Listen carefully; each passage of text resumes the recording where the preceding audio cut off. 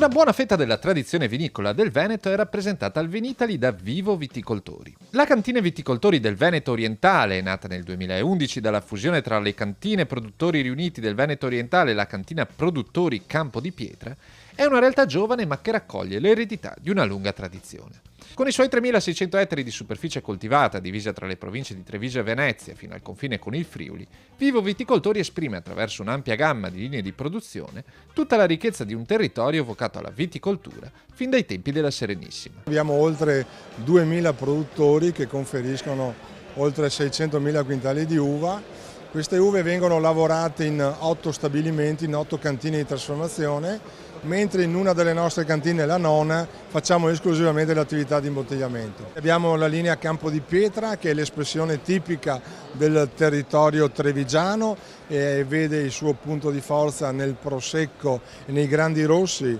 il Raboso, il Pinot Nero, il Merlot e il Cabernet, per poi passare alla linea Terre Marciane, che è la linea dei vini di San Marco che vinifichiamo nell'area del Meolese e dello Jesolano, per poi passare alla linea Caviri, Cantine Viticoltori Veneto Orientale e via dicendo. A livello estero le linee principali sono la linea Canal Grando, che commercializziamo prevalentemente nel mercato inglese, e la linea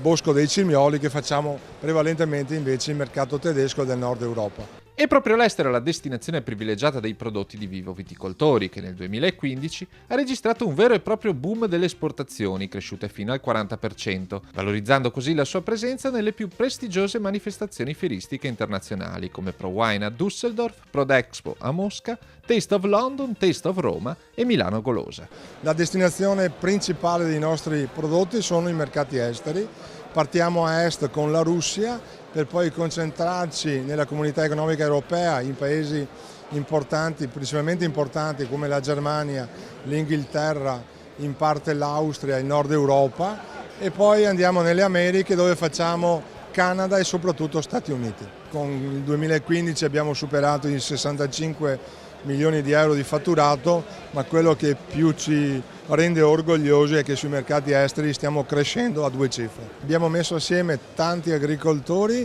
ma tutti con un unico obiettivo, quello di fare qualità e di vendere al meglio le proprie produzioni. Insomma, abbiamo passato anni difficili, in questi ultimi 2 o 3 anni invece stiamo raccogliendo i frutti di tanti sacrifici e sono convinto che il futuro per la nostra viticoltura, per i nostri viticoltori sia prospero.